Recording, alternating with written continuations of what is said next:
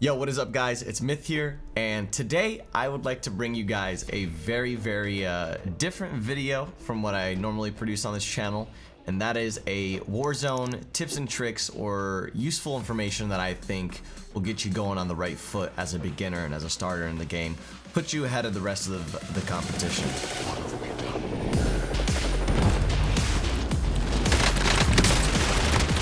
Bang! Got a block dog. Jumped in, he's pushing you. Coming, right. Let's go, baby! Let's go! So at the start of the game, you're gonna need to go ahead and find cash. The first thing that you're going to want to rush from the shop system is a loadout drop. This loadout drop will basically make it so you don't need to loot anymore for weapons at all. And on top of that, you also get perks that enhance your character and enhance your gameplay. For example, one of those being Hardline, which could give you, like, I think it's about a 30% discount on everything in the store. Tracker, which let you see your opponent's footsteps. All these perks and getting those weapons early on, straight out the bat, will definitely put you ahead and put you in a position where you could just go and hunt and rotate out and get into mid game as fast as possible. Wow, it full kills me.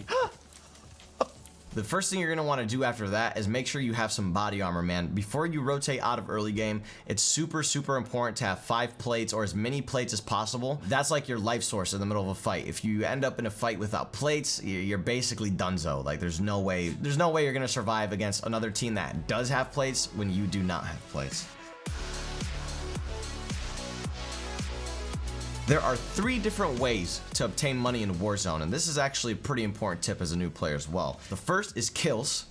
The second, objectives or contracts. The third is actually going to be spawned in loot on the floor and inside of loot crates. So if you're trying to get money really fast, the meta that I found out that's the best with this, with getting money really fast early game, will actually be the magnifying glass.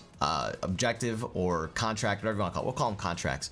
The magnifying glass contract. What this is a little magnifying glass that will show up on your map, and you activate it. You have to go and secure 3 of the chest that it highlights. Once you do that, you'll get a bunch of cash just from going to those 3 different loot crates, 3 gas masks, and then on top of that, you'll also get more cash from just looting the crates and as you run around finding like some on the ground and stuff like that. So that is like the #1 thing you're gonna want for early game. The other objectives are bounties, and I call them capture points. They're probably not called capture points. What they do is that they provide you with a gold circle on the map of where the next zone will be. The reason why I say it's not too beneficial is because there's not many times in this game, especially if you're playing a vehicle, where like you're really struggling to like get the zone, or you really need that one position. Really, you need to be standing on them for like, I want to say at least 20 to 30 seconds.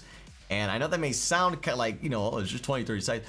Trust me, this game is so fast paced. It is so much longer when you're actually in a game. Maybe these have really good use late game, but I personally have not found them to be the most useful objective. This is where early game is basically starting to close up. What I do after, and what I suggest people to do, is 1, buy a UAV. See if there are any people nearby that you could just go run to, cop a few frags. If a UAV isn't an option, bounties are also the next best thing. But the ultimate wombo combo is a bounty and a UAV. So if your bounty is far away from you and you have a UAV, you could save your UAV until you get close enough to the bounty where you're about to fight, pop it and see where they are on the minimap, which is super beneficial. So mid game is more about your bounties and is also about your UAV play and making sure that you have UAVs constantly on if possible, if you have the money for it, and so that you could keep hunting down people in these matches and get some high kill games and get some dubs, some Warzone victories. So now that you're in mid game, you know what objectives to go for. I want to talk about something that is like pretty freaking cool in this game, one of my favorite features, and that is actually the advanced UAV feature.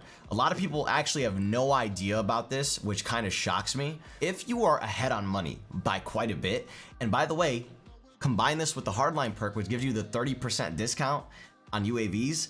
So if you're hell of ahead and you have hardline, you see what I'm getting at? If you pop 3 UAVs, an advanced UAV will come up. And what the advanced UAV does is it enables every single player's position, no matter what perks they're using, no matter where they are. It shows every single player's position on the map for you and your entire team to see. These things are freaking insane when you're ahead, when you have 15, 16, you know, 20 plus $1,000 and you need to blow some money. These are the best way to go about it. This is what will let you snowball into a freaking avalanche of a team in mid to late games. Do it by all means. If you have the money, do it. It is literally the most thrilling thing ever when you pop an advanced UAV and then you go on a massacre and kill like 4 teams. It's awesome. Right up here. Okay. Oh my god.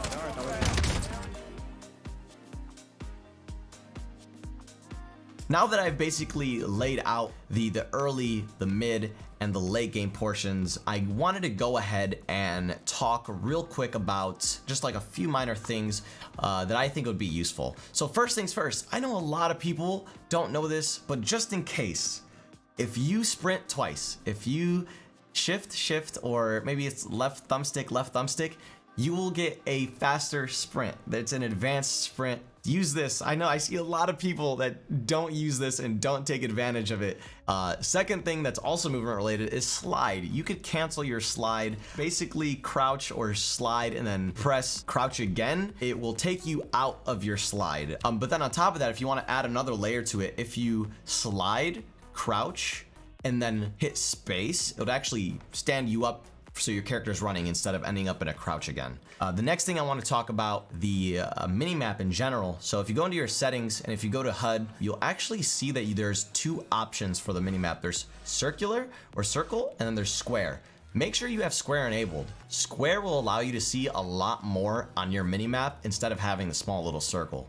So pretty big tip there.